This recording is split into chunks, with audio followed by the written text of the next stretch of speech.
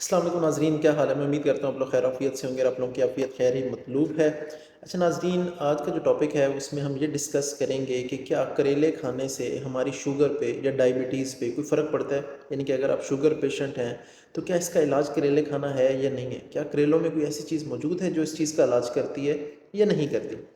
अच्छा नाज़रीन, इससे समझने के लिए सबसे पहले तो ज़रूरी ये है कि हमें पता हो कि शुगर है क्या या डायबिटीज़ है क्या। तो मैं नाज़रीन आपको ये बताता हूँ कि हमारी बॉडी में लुबलुबा, जिसे हम पेंक्रियाज कहते हैं, वो एक इंसुलिन हार्मोन प्रोड्यूस करता है। जो भी हम खुराक खाते हैं, एट द एंड हमारी बॉडी जब उसे ग्लूकोज की फॉर्म में कंज्यूम करती है तो इंसुलिन एक ज़रूरी चीज़ है। इसके बगैर हमारे बॉडी में सेलो टिश्यूज़ जो हैं वो ग्लूकोज को अब्जॉर्ब कर ही नहीं सकते। ये नाज़रीन यहाँ तक क्लियर हो गया। इससे होता क्या है?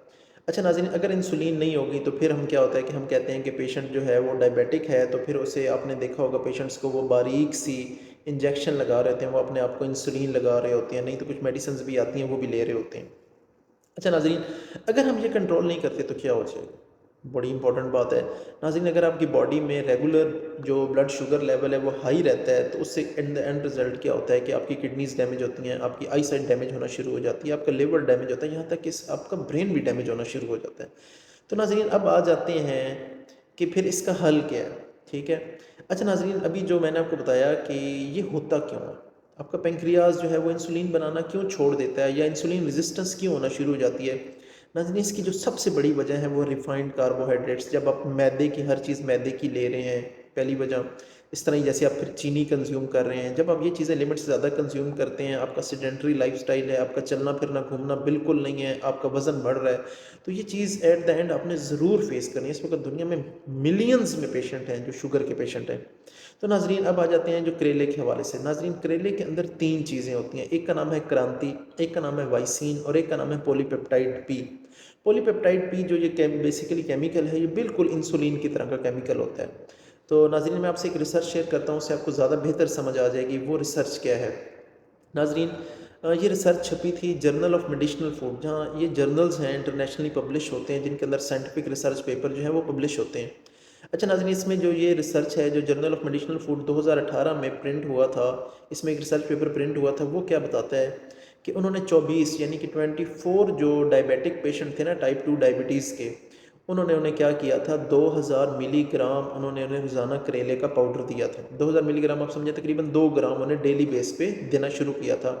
तो 3 महीने यानी कि 90 दिन बाद क्या रिज़ल्ट आए? जो 90 दिन बाद रिज़ल्ट आए थे वो ये रिज़ल्ट थे कि एक तो उनका वेट रिड्यूस होना शुरू हो गया था, पहली चीज़। दूसरी चीज़ ये थी कि उनका जो ब्लड ग्लूकोज़ लेवल था वो कम होना शुरू हो गया था, यानी कि आप समझें कि इंसुलिन की प्रोडक्शन हाई हो गई थी।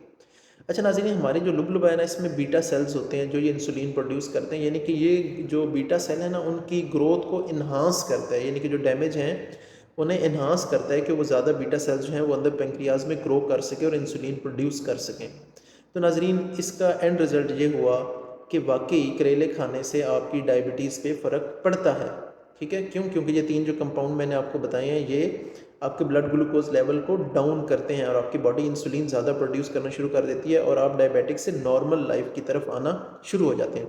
अच्छा नाज़रीन, एक और भी चीज़ मैं आपको बताऊँ, ख़ास तौर पे फीमेल्स के हवाले से, जो ब्रेस्ट कैंसर है उसके अंदर जो भी कोई ट्यूमर वगैरह ग्रो हो रहा होता है, ये उसकी भी ग्रोथ को रोकता है, यानी कि ब्रेस्ट कैंसर के अगेंस्ट भी इसकी बहुत यानी कि पॉजिटिव रिजल्ट्स हैं। अच्छा नाज़रीन, किसी किस्म का कोई सवाल हो तो आप कमेंट बॉक्स में पूछ सकते हैं। अपने होस्ट समर गोंदल को इजाज़त दें और अपने प्यारों का ख्याल रखें। अल्लाह हाफिज़।